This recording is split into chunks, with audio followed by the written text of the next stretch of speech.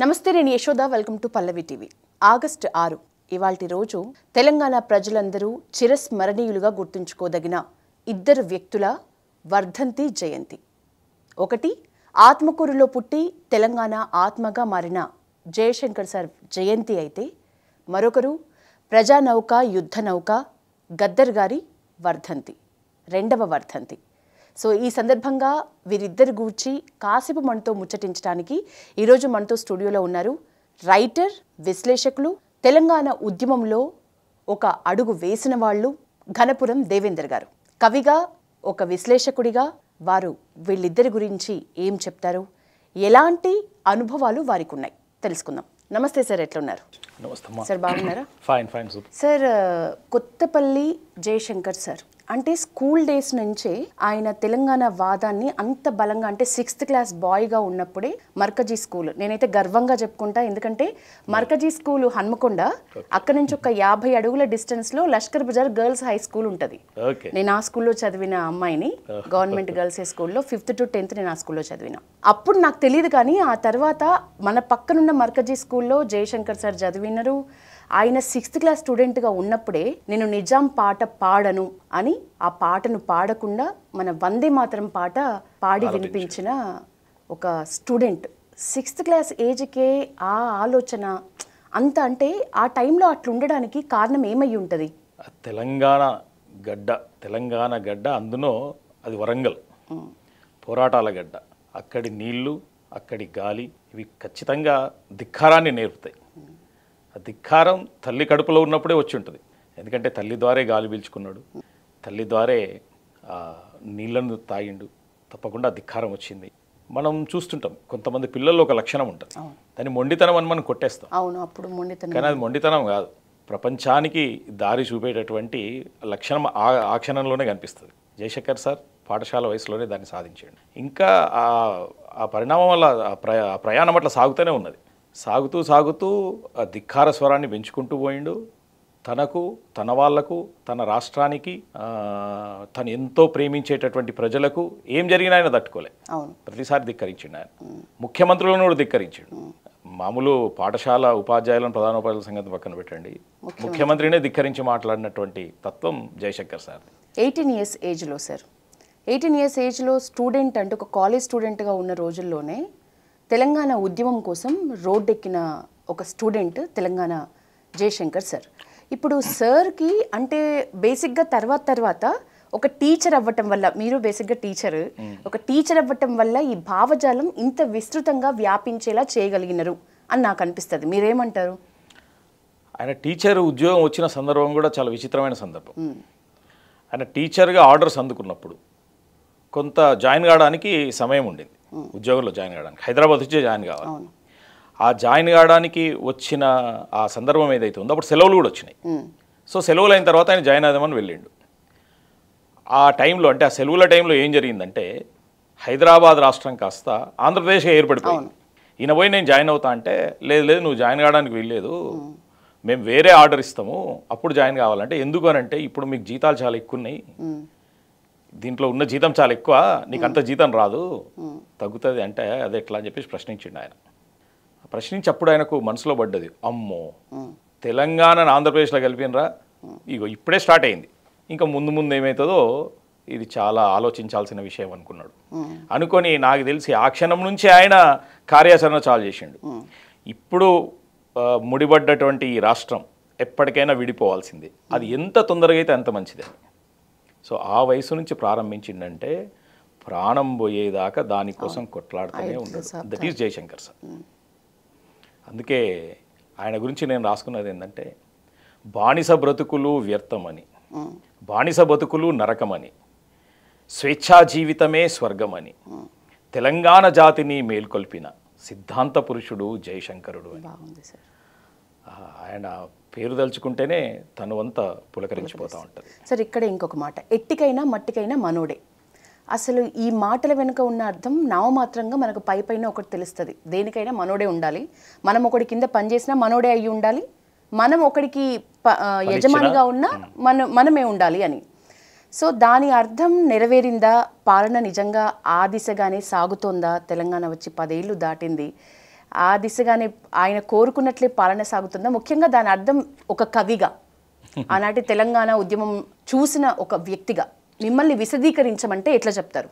అయితే విచిత్రం ఏంటంటే తెలంగాణ కోసం కొట్లాడుతున్నప్పుడు ఉద్యమంలోకి రండి అని అడిగితే తెలంగాణ వస్తే ఏమొస్తుంది అని అన్న గొంతులే, ఎగతాళి చేసిన గొంతులే, ఇక తెలంగాణ వచ్చేటట్టున్నదిరా అన్నప్పుడు జై తెలంగాణ అని జెండా మోసారు. తెలంగాణ వచ్చినాక అసలు తెలంగాణ ఉద్యమంతో ఏమాత్రం సంబంధం లేని వాళ్ళు కూడా వచ్చి మేము తెలంగాణ వాళ్ళమే వచ్చారు. సో ఈ కాన్సిక్వెన్స్ ఏదైతే జరిగిందో, ఇలా జరిగినప్పుడు మీరు అన్నట్టుగా ఈ మట్టిలో పుట్టిన బిడ్డలకు న్యాయం జరగలే. ఈ 10-11 ఏళ్ళలో కూడా జరగలే.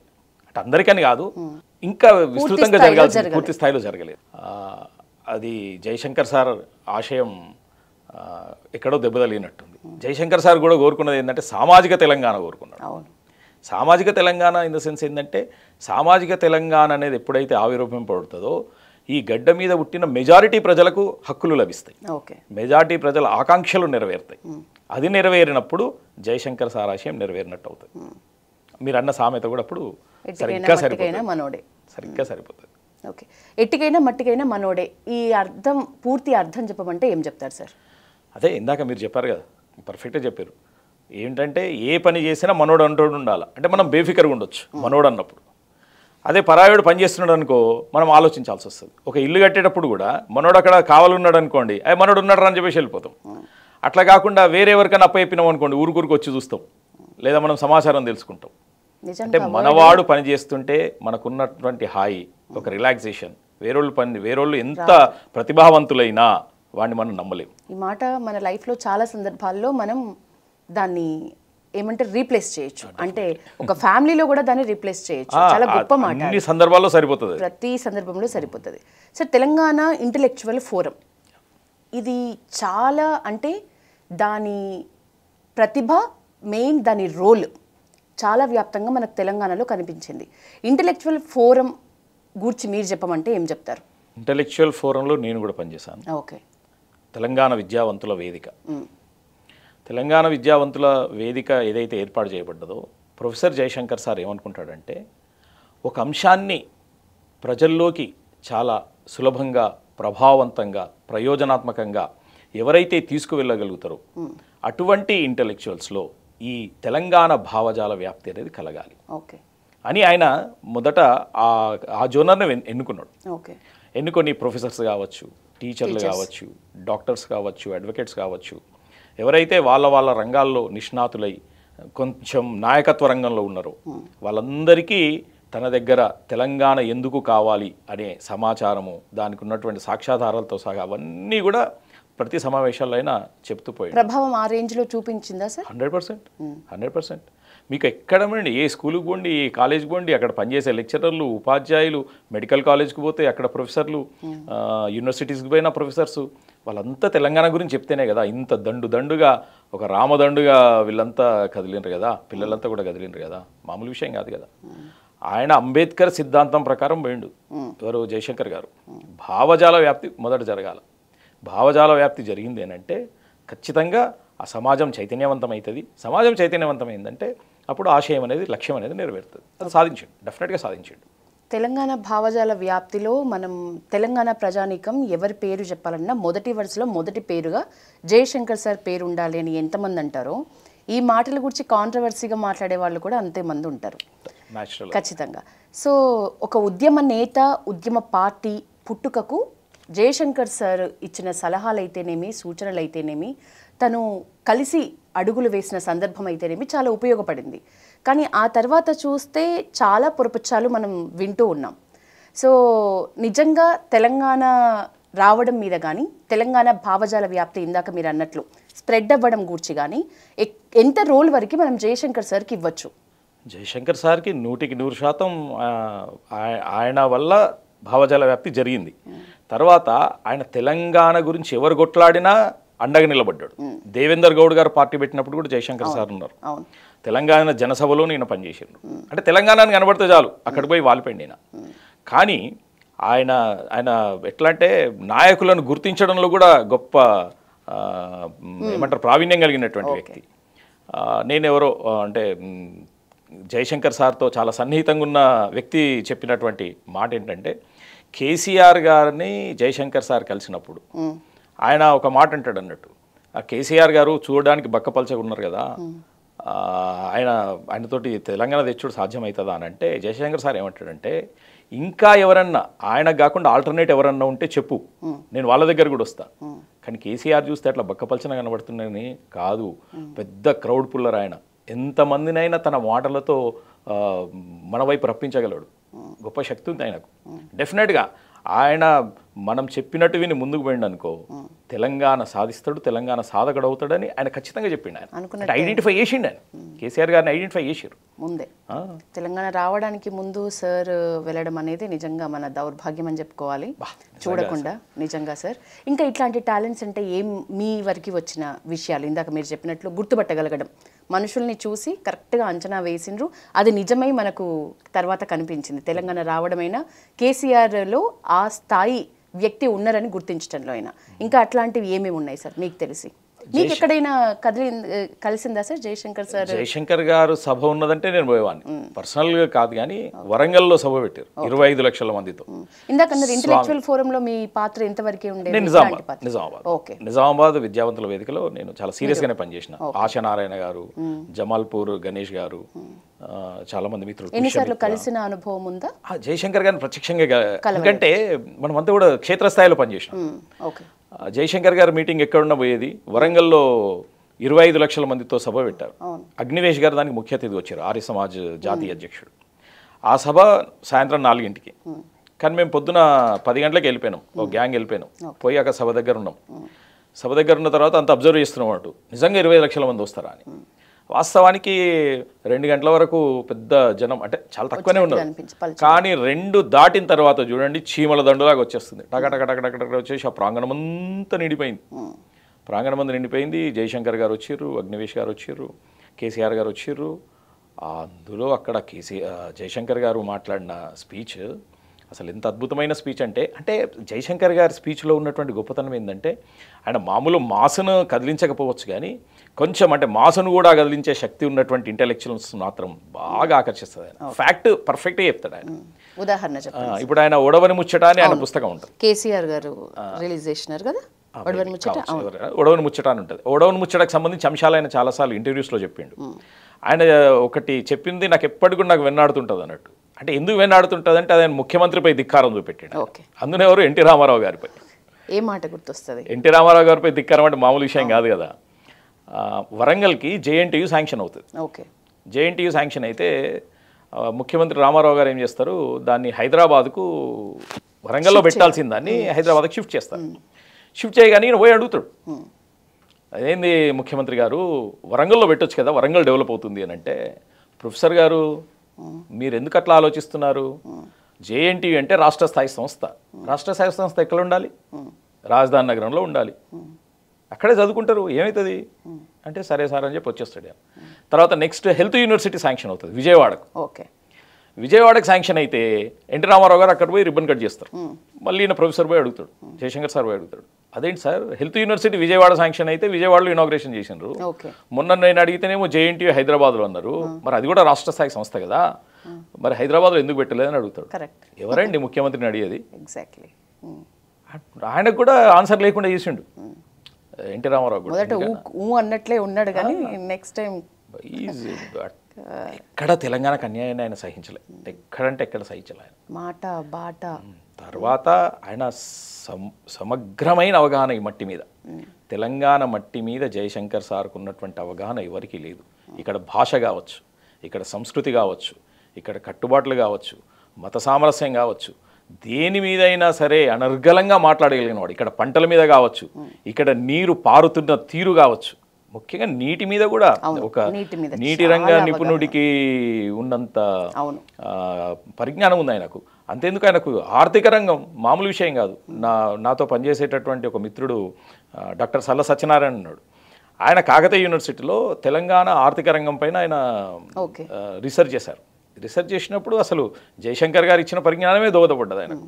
కేసీఆర్కి ఎంతవరకు దోహదపడ్డాయి సార్ జయశంకర్ సార్ ఇచ్చిన సలహాలు అయితేనేమి, సూచనలు అయితేనేమి, తెలంగాణ ఉద్యమానికి సంబంధించి? అంటే నన్ను చెప్పమంటే ఏం చెప్తా అంటే, కేసీఆర్ గారు జయశంకర్ సారు కలిసిన క్షణానికన్నా ముందు కేసీఆర్ వేరు, ఓకే కలిసిన తర్వాత కేసీఆర్ వేరు. ఓకే కేసీఆర్ గారు అప్పుడు జస్ట్ మాటకారి, జస్ట్ మాటకారి అంటే రాజకీయ పరంగా మాటలు వాగ్ధాటి ఉంది, చెప్పగలడు. మాట ఉంది. కానీ జయశంకర్ సార్తో ఎప్పుడైతే కలిసిండో అప్పుడు కంటెంట్తో కూడినటువంటి మాటకారి.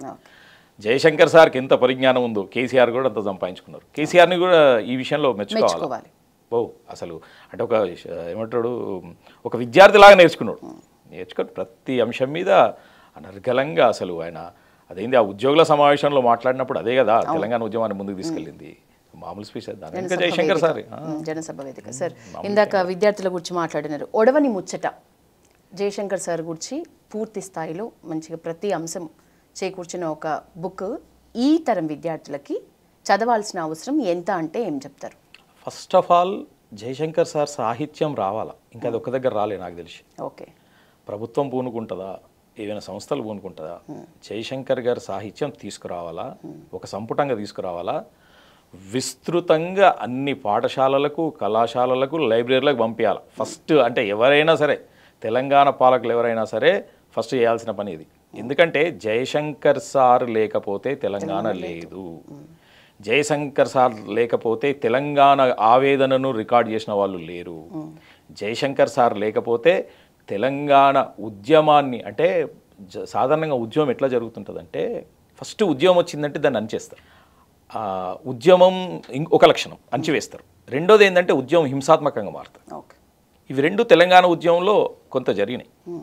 అణిచివేసారు, రాజకీయ నాయకులు దెబ్బ కొడుతుంటారు, అది కూడా జరిగింది. 10 సీట్లు గెలిపిస్తే మళ్ళీ మీకు జరిగిన విషయం అది అందరికీ తెలిసిందే. ఇవి జరిగినప్పుడు ఏం చేయాలి అని అంటే ఒక వర్గం ఒక పని చేస్తూ ఉండాలి, ఆ ఉద్యమం ఆరకుండా చూస్తూ ఉండాలి. ఆ పని చేసిన వాడు జయశంకర్ సార్. 1 కాదు 2 కాదు 50 ఏండ్లు, 50 ఏండ్లు ఆయన ఉద్యమాన్ని కాపాడుతూ వచ్చిండు. ఎక్కడ కూడా తెలంగాణ ఉద్యమం లేదు అని ఎవరన్నా అనుకున్నప్పుడు అట్లా ఒక జ్వాలలాగా ఎగిసిపడ్డది ఉద్యమం. ఆ పని జయశంకర్ సార్ చేయకపోతే ఎక్కడదండి తెలంగాణ. జయశంకర్ సార్ పుట్టినరోజు జయంతి సందర్భంగా ప్రేక్షకుల కోసం ఒక కవిగా, ఉద్యమకారుడిగా, ఒక విశ్లేషకుడిగా మీరేమైనా చెప్పాలనుకుంటే? జయశంకర్ సార్ గురించి అందరూ చదవాలి. ఇప్పుడు మనం పొద్దున వందే మాత్రం ఎట్లా వాడతాము, జనగణమన ఎట్లా వాడతాము, జయశంకర్ సార్ గురించి కూడా ఏదో ఒక కొత్త విషయం తెలుసుకోవాలి ప్రతి ఒక్కరు కూడా. ఎందుకంటే అదే ఆయనకి ఇచ్చేటటువంటి నివాళి. ఆయన జీవితాన్ని త్యాగం చేసిండు, పెళ్లి చేసుకోలే. పెళ్లి చేసుకుంటే భార్య వస్తుంది, పిల్లలు వస్తారు, వాళ్ళకు నేను సమయాన్ని వెచ్చించాల్సి వస్తుంది, తెలంగాణకు నేను సమయాన్ని ఇవ్వలేను అని చెప్పేసి తన వ్యక్తిగత జీవితాన్ని త్యాగం చేసి ఆయన తెలంగాణ ఉద్యమంలో పోరాటం చేసిండు. తర్వాత ఆయన తన కోసం ఎప్పుడు ఆస్తులు సంపాదించుకోలే. ఎక్కడో చదివిన నేను, ఆయనకున్నటువంటి కొంచెం భూమిని కూడా ఒక స్కూల్కి ఇచ్చేసిండట, అది ఆత్మకూరులో పాఠశాలకు విరాళంగా ఇచ్చేసిండట. అంటే ఏది తన కోసం దాచుకోలే, ఆయన ఏది చేయలే. అట్లాంటి త్యాగ పురుషుడు. మహాత్మా గాంధీ గురించి ఎవరు అంటారో అన్నట్టు ఒక మాట, కొన్ని రోజుల తర్వాత మహాత్మా గాంధీ లాంటి వ్యక్తి మాంసంతో రక్తంతో ఉన్నాడు అంటే ఎవరు నమ్మరు అని ఆయన అంటాడు అన్నట్టు. అది పక్కా వర్తిస్తుంది జయశంకర్ గారికి. జయశంకర్ సార్ లాంటి వ్యక్తి తర్వాత ఆయన పాపం క్యాన్సర్తో బాధపడ్డాడు, గొంతు క్యాన్సర్తో. అయినా ఎక్కడ ఉద్యమ వేదిక ఉన్నదంటే క్యాన్సర్ గిన్సర్ ఏం లెక్క చేయలే, ఆ పక్కన చూస్తుంటుండే ఆయన మాట్లాడేవాడు. చాలా గొప్పవాడు. ఆయన గురించి తెలుసుకుంటే మనం ఆయన రుణాన్ని తీర్చుకున్నట్టు లెక్క. ఆయనను మనం విస్మరిస్తే అది మహాపాపం ఇంకంతే. తెలంగాణ ఉన్నన్ని రోజులు చరిత్రలో పక్కనే జయశంకర్ సూర్యచంద్రుడు ఉన్న రోజులు జయశంకర్ సార్ పేరు ఉండాల్సిందే. నా భూతో నా భవిష్యత్ ఇంకొకరు అట్లా మనకు కనిపించడానికి. Thank you so much sir. ఒక మహానుభావుడి గురించి మనం ఇంతసేపు మాట్లాడుకోగలిగినాం. ఇక నెక్స్ట్ టాపిక్లోకి వెళ్తే గద్దర్ గారి 2వ వర్ధంతి కూడా ఈరోజు. ఎంత కోయిన్సిడెన్స్ కదా సార్ అసలు. మహానుభావులు ఇద్దరిని మనం తెలంగాణ అంటే పక్కన రావాల్సిన ఇద్దరి పేర్లు, ఒకళ్ళది జయంతి, ఒకళ్ళది వర్ధంతి, తప్పకుండా స్మరించుకోవాలి. ప్రజానౌక, యుద్ధ నౌక గద్దర్ గారు, వారి జీవితం ప్రభావం తెలంగాణ ప్రజానీకంపై ఎంతవరకు ఉంది? ముఖ్యంగా ఏ విషయాలు మనకు గద్దర్ అనగానే పాటతో సహా గుర్తుకు రావాల్సిన అవసరం ఉంటుంది?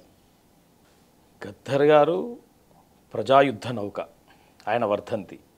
సంస్కృతంలో వర్ధంతి అనే శబ్దానికి మరణించిన రోజని లేదు, వర్ధంతి అంటే పుట్టినరోజే. అసలు గమ్మత్ ఏంటంటే వీరులకు ఏరులకు అంటే నదులకు వీళ్ళకు పుట్టుకలు మరణాలు ఉండవు. వాళ్ళు ఈ భూమిపై గడిపిన క్షణాలన్నీ పవిత్రాలే. వారు ఈ భూమిపై గడిపిన క్షణాలన్నీ సంచలనాలే. వారు ఈ భూమిపై గడిపినటువంటి ప్రతి క్షణం, వాళ్ళు చేసినటువంటి ప్రతి పని అది ప్రజల కోసమే. కాబట్టి జయంతి వర్ధంతి అనేది కాదు, గద్దర్ గారు ఎప్పుడూ తెలంగాణ ప్రజల గుండెల్లో ఉండాల్సిందే, పాటగా ఉండిపోయినారు కూడా నిజానికి. సార్, గద్దర్ గారు బ్యాలెట్ కంటే బుల్లెట్ ప్రభావమే ఎక్కువ అని నమ్మిన ఒక వ్యక్తి. అలాంటిది జీవితం గడిచే కొద్దీ తను ఓటు హక్కు నమోదు చేసుకొని మళ్ళీ బ్యాలెట్ని నమ్మినారు అనే ఒక పేరు తెచ్చుకున్నారు. ఎందుకు ఈ మార్పు జరిగిందంటారు ఆయన లైఫ్లో? జనరల్గా వయసులో ఉన్నప్పుడు ఆవేశం ఉంటుంది. ఆవేశంలో ధిక్కరణ స్వభావం వచ్చినప్పుడు ఇంకా ఏది మనకు కళ్ళ ముందు కనబడదు. మళ్ళీ తర్వాత గద్దర్ గారికి అప్పుడు ఉన్నది ఏంటంటే, సమాజంలో అప్పుడు చాలా అసమానతలు, ఒక వర్గం మరొక వర్గాన్ని హింసిస్తున్నటువంటి సందర్భాలు, బడుగు బలహీన వర్గాలను అసలు మనుషుల్లాగానే చూడనటువంటి సందర్భాలు. అట్లాంటి సమయంలో ఆయన ధిక్కార స్వరాన్ని ఎన్నుకున్నాడు, ధిక్కరించిండు. తర్వాత దేశంలో కూడా చాలా మార్పులు వచ్చినాయి. ఆ తర్వాత మార్పులు వచ్చిన తర్వాత ప్రగతి కూడా వచ్చింది. ప్రగతిని కూడా కాదనలేం కదా. సో ఆ కాలక్రమంలో అంటే మీకు ఈ విషయం కూడా గుర్తుండి ఉంటుంది, ఆయన ముచ్చింతలకు కూడా పోయిండు చివరిలో. ముచ్చింతలు పోయి రామానుజ స్వామి వారి మీద కూడా ఆయన పాట రాసిండు. అంటే నేను అనుకునేది ఏంటంటే, వయసులో వచ్చినటువంటి పరిణితి, ఆయనకు పరిణితి ఉంది లేదని కాదు, పరిణామం, పరిణితి కానీ పరిణామం. ఆ పరిణామం ఏం చేసిందంటే ఆయనను కొంత మార్చుతూ వస్తుంది. అంతేందుకు, ఆయన పూర్తిగా వ్యతిరేకించిన చంద్రబాబు నాయుడు కౌగిలించుకున్నాడు, రాహుల్ గాంధీని ముద్దు పెట్టుకున్నాడు. ఇవన్నీ అంటే ఆయనకు ఏంటంటే దేవుడిని నమ్మే విషయంలో కూడా చివరి రోజుల్లో టెంపుల్స్ కూడా వెళ్ళిన పరిస్థితి, యాదగిరి గుట్ట కూడా వెళ్ళింది. నిజానికి కవులు ఆస్తికుల కవుల గురించి అంటే కవిత్వం రాసేవాళ్ళు, విప్లవ కవిగా పేరు తెచ్చుకున్న వాళ్ళు కూడా ఈ మారుతున్న పరిస్థితులు చూస్తున్నాము. చివరికి వచ్చేసరికి వాళ్ళు ఏవైతే మొదటి నుంచి ఖండిస్తూ వస్తున్నారో అవే మళ్ళీ లైఫ్లో కనిపిస్తూ వస్తుంటాయి. అట్లాంటి వాళ్ళ మీద ఈజీగా మాటలు కూడా అంటూ ఉంటారు ప్రజలు. సో ఈ రకంగా మీరేం చెప్తారు గద్దర్ గురించి? అంటే అది చాలా తప్పు. అది అట్లా ఉండదు, మార్పు అనేది ఉండదు. ఎందుకంటే ఎవరైనా సరే ఒక వయసు వరకు చేయగలుగుతారు ఏదైనా, తర్వాత డిపెండెన్స్ అనేది మస్ట్. ఇప్పుడు గద్దర్ గారి సంగతి కొంచెం పక్కన పెడితే, ఇప్పుడు చాలామందిని మనం చూస్తుంటాం. సరే ఎవరి పేర్లు పెట్టినా దాన్ని నోటిఫై చేస్తుంది, కానీ జనరల్గా మనం అనుకుందాం, ఒక వ్యక్తి మంచిగా విజయపథంలో దూసుకుపోతాడు, వయసు మల్లుతుంది. వయసు మళ్ళంగానే చివరికి ఏం జరుగుతుంది, పిల్లల మీద ఆధారపడాలి. పిల్లల మీద ఆధారపడాలన్నప్పుడు పిల్లల యొక్క మనోభావాలకు విలువ ఇవ్వాలి, పిల్లలకు అనుకూలంగా మారిపోవాలి. అది ముందటి జీవితానికి చాలా వైరుధ్యంగా కనబడుతుంది, కానీ తప్పదు. బహుశా గద్దర్ గారి జీవితంలో కూడా అంటే పిల్లలను సమాజంలో ఉన్నటువంటి మార్పులు అట్లా జరిగి ఉంటాయి. నేను గద్దర్ గారు చనిపోయినప్పుడు ఆ కాలనీకి పోతే అసలు అక్కడ కన్నీటి సముద్రాలు కనబడ్డాయి నాకు. దాదాపు అక్కడ 350-400 ఇండ్లు, వాళ్ళ ఇంట్లో సొంత మనిషి చనిపోయిండు అన్న ఆవేదనలో ఉన్నారు వాళ్ళు. ఎక్కడ పోయినా సరే అట్లా బయట నిలబడి కన్నీళ్ళు గార్చుకుంటూ ఉన్నారు. నేను నిజామాబాద్ నుంచి వచ్చిన ఆ రోజు, నిజామాబాద్ నుంచి వచ్చి సుచిత్ర దగ్గర దిగి నడుచుకుంటూ పోయిన అల్వాల్ వరకు. ఎంతమంది జనం పోతూ ఉంటే మొత్తం కన్నీళ్ళే ఎక్కడ పోయినా. అందరి చర్చ అంతా కూడా గద్దర్ గారు అనేది. అక్కడ పోయిన తర్వాత చాలామంది కవిమిత్రులు కలిసిండ్రు, వద్దిరాజు, ప్రవీణ్, చాలామంది కవిమిత్రులు కలిసిండ్రు. తర్వాత కేసీఆర్ గారు కూడా వచ్చారు, అక్కడ రేవంత్ రెడ్డి గారు కూడా వచ్చారు. తర్వాత అన్నిటికి మించి ఏంటంటే గద్దర్ గారికి అధికార లాంఛనాలతో అంత్యక్రియలు జరిగాయి. మామూలు విషయం కాదు కదా అది. అంటే ఒక పోరాట యోధుడు, నక్సలిజంలో ఉన్నటువంటి వాడు, అటువంటి వాడికి ఒక గవర్నమెంట్ ప్రభుత్వ లాంఛనాలతో చేయడం అనేది అది చారిత్రాత్మక విషయం. ఎందుకు అట్లా చేయగలిగినరు? ఇక్కడ ఒక ప్రశ్న వస్తుంది. ఎందుకు అట్లా చేయగలిగినంటే, గద్దర్ గారు నక్సల్ బరి ఉద్యమంలో పాల్గొనడం ఆయనకున్నటువంటి ఒక పార్శ్వం అయితే, ఆయన ప్రపంచంలో ప్రజల భాషలో సాహిత్యాన్ని సృష్టించిన వాళ్ళల్లో గద్దర్ని మించి లేరు, గద్దర్ గారిని మించింది లేరు. ప్రజల భాషలో ఎంత విస్తృతమైన సాహిత్యం అంటే మామూలు సాహిత్యం కాదు అది. బుర్రకథ తీసుకోండి, ఒగ్గు కథ తీసుకోండి, జానపదం తీసుకోండి, ఏది తీసుకున్నా ప్రజల భాష అట్లా సూటిగా వెళ్ళిపోతుంది. తర్వాత అన్ని బడుగు బలహీన వర్గాలకు సంబంధించినటువంటి అంశాలే ఆయన ఎత్తుకున్నవి. ఆ పనికి మనం ప్రభుత్వ లాంఛనాలతో అసలు చాలా చిన్న విషయం అది. ఈవెన్ ఆహార్యం విషయంలో కూడా సార్, అంటే నాకు తెలిసైతే ఒక మహాత్మా గాంధీ తర్వాత ఒక సపరేట్ ఆహార్యం, ఆ కర్రకి ఆ ఎర్రటి రుమాలు, వాటి అర్థం పరమార్థం తర్వాత తెలుసుకొని నాకైతే అవాక్కైనా అసలు ఎంత అంటే అట్లాంటి ఆహార్యంతో జీవితకాలం అట్లా గడపడము, అది ఒక ప్రత్యేకమైన శైలి. మళ్ళీ తర్వాత ఇంకొకరికి మనకు అసలు కనిపించదేమో. దీని గురించి మీరేం చెప్తారు? అంటే గద్దర్ తర్వాత మరో గద్దరు పుట్టాడు. గద్దర్ని చూసి దండం పెట్టుకోవాల్సిందే అంతే. ఆ ధోతి కానివ్వండి, ఆ గొంగడి కానివ్వండి, ఒక పరివ్రాజకుడు పట్టుకున్నట్టు ఆ కర్ర కానివ్వండి, ఆ కర్రకు ఎర్ర రుమాలు, ఆ ఎర్ర జెండా అంటే ఇంకా ఆయనకి ఎంతో చాలా ప్రియమైంది. మొత్తం ఎర్ర జెండా అంటే ఇట్ సింబల్ ఫర్ త్యాగం. ఎక్కువ గద్దర్ అనగానే పొడుస్తున్న పొద్దు మీద సాంగ్ వస్తుంది సార్. మీకు అట్లా గుర్తుండిపోయిన మాటలు కానీ పాటలు కానీ పదజాలం, అతను ఏరుకున్న పదాలు కానీ మిమ్మల్ని హార్ట్కి టచ్ చేసిన ఒక కవిగా మనసుకు హత్తుకున్న భావజాలం ఏ పాటలో కనిపించింది, ఎక్కడి సాహిత్యంలో కనిపించింది, ఏ జానపదంలో కనిపించింది? గద్దర్ గారి ప్రతి పాట ఆనిముత్యమే, అది ఇది అనేది లేదు. ఆయన అంటే గద్దర్ గారిని తెలుసుకోవాలి అని అంటే ఉద్యమంతో పాటు సినిమా పాటలు కూడా. అవును, కరెక్ట్ చెప్పినారు. ఒరే రిక్షా సినిమా కోసం ఆయన రాస్తాడు పాట. రక్తంతో నడుపుతాను రిక్షాను, నా రక్తమే నా రిక్షకు పెట్రోలు అంటాడు. అసలు రిక్షా వాళ్ళంతా పండగ చేసుకుని ఉంటారు ఆ పాట విని, మామూలు విషయం కాదు కదా. రక్తంతో నడుపుతాను రిక్షాను, నా రక్తమే నా రిక్షకు పెట్రోలు. బడుగు బలహీనులు ఏ గ్రూప్ కా గ్రూప్ ఓన్ చేసుకుంటారు సార్ అతని పాటలు. మావాడు అంతే. తర్వాత అదేంటి ఇప్పుడు రక్షాబంధన్ వస్తుంది మనకు. ఆ రక్షాబంధన్కి సంబంధించి రక్షాబంధనం అనగానే ఏ అన్న, ఏ చెల్లె లేదా ఏ అక్క, ఏ తమ్ముని చూసినా నీ పాదం మీద పుట్టుమచ్చనై చెల్లెమ్మ, నీ పాదం మీద పుట్టుమచ్చనై చెల్లెమ్మ, ఓ బుట్టు రుణం తీర్చుకుంటనే చెల్లెమ్మ. గద్దర్ అంతే. అసలు గద్దర్ అనే విప్లవకారుడు ఇంత మధురమైన లలితమైనటువంటి పాటలు కూడా రాస్తాడా అని అనిపించేంత చాలా అద్భుతంగా ఆయన ఎన్నో రాసిండు. తర్వాత ఇక ఆయన అల్టిమేట్ సాంగ్ అంటే అమ్మా తెలంగాణమా ఆకలి కేకల గానమా. అసలు తెలంగాణను ఎట్లా ఆవిష్కరించిండండి, తెలంగాణ ప్రజలను ఆవిష్కరించిండు ఆ పాటలు, తెలంగాణ ప్రాంతాన్ని ఆవిష్కరించిండు, తెలంగాణ పంటల్ని ఆవిష్కరించిండు, తెలంగాణ సంస్కృతి సంప్రదాయాలను ఆవిష్కరించిండు. పడుస్తున్న పొద్దు మీద నడుస్తున్న కాలమా కోరు తెలంగాణమా. ఆయన ఎట్లా అంటాడంటే ఒక ముత్తైదువలాగా ఉండేటటువంటి తెలంగాణ అంటే ఆ మాట అనొచ్చాను ముండమోసినట్టు అయిపోయింది అని అంటాడు ఆయన. ఎంత ఆవేదన. సో ప్రత్యేక తెలంగాణ ఏర్పడాల్సింది. అసలు ఆ పాట వింటే చాలు ఎవరైనా సరే తెలంగాణతో సంబంధం ఉన్నా లేకపోయినా తెలంగాణ ఉద్యమం వైపు రావాల్సిందే, అంత గొప్ప. అమ్మా తెలంగాణమా ఆకలి కేకల గానమా. తర్వాత ఉస్మానియా యూనివర్సిటీలో కూడా ఆయన నిలబడి పాటలు పాడుతుంటే విద్యార్థులంతా ఆహాహా, అసలు ఆయన ఎగరటమే, స్టూడెంట్స్ ఎగరటమే, అసలు చింద అయ్యకుండా పాట పాడలేరు అసలు. నాకు గద్దర్ గారితో 2 అనుభవాలు ఉన్నాయి. చెప్పండి సార్. ఒకటి పాల్వంచలో తెలంగాణ ఉద్యమ సభ జరిగింది. అప్పుడు ఎంపీగా మధుయాష్ గౌడ్ గారు ఉంటారు, నిజామాబాద్ ఎంపీగా. తను నన్ను పిలిచి గద్దర్ గారు మీటింగ్ పోతున్నా వస్తావా దేవేందర్ అంటే వస్తా సార్ అన్నాడు అని చెప్పేసి పోయినాం. సార్ నేను కలిసిపోయినాం. అక్కడ గద్దర్ గారు ముందు కూర్చున్నారు, మేము వెనక కూర్చున్నాం. నేను వెనక కూర్చున్నా, ఎంపీ గారు అక్కడ కూర్చున్నారు. అసలు ఆయన పక్కన కూర్చుంటే ఒక విద్యుత్ తరంగం అట్లా తగులుతున్నది అనిపించింది. అట్లా చూస్తూ ఉన్నా, ఆయన స్పీచ్ వింటున్నాడు. అసలు ఎంత గమ్మత్ అనిపించింది అంటే గద్దర్ అని విన్నాం, పక్కన కూర్చున్నాం, ఎంత హ్యాపీగా ఉందని అనిపించింది. తర్వాత 2016లో తేనా అనే ఒక సంస్థ ఉంటుంది, తెలంగాణ ఎన్ఆర్ఐస్ అసోసియేషన్. వాళ్ళు ఎప్పుడు కూడా అవార్డ్స్ ఇస్తుంటారు తెలంగాణ పరంగా చాలా గొప్ప పనులు చేసిన వాళ్ళకి. 2 సందర్భాలు వాళ్ళకి నేను అఫీషియల్ యాంకర్. వాళ్ళ ప్రతి కార్యక్రమంలో నేనే వ్యాఖ్యానం చేస్తూ ఉంటాను. అయితే ఆయనకు అవార్డు వచ్చినప్పుడు ఓకే, ఆ సభలో ఓకే అనిపించింది. కానీ తర్వాత రవీంద్ర భారతిలో జరిగింది ఒక సభ. రవీంద్ర భారతిలో జరిగినప్పుడు పసునూరి రవీందర్ గారు పాట మీద ఒక PhD గ్రంథాన్ని ఆయన ఆ రోజు ఆవిష్కరించినాడు. ఆవిష్కర్త గద్దర్ గారు. గద్దర్ గారు ఆవిష్కరిస్తున్నారు అంటే అటు ఇటు చూస్తున్నాము. వచ్చేసి డప్పు పట్టుకున్నాడు. అసలు ఆ రవీంద్ర భారతి వేదికకే అందం వచ్చింది.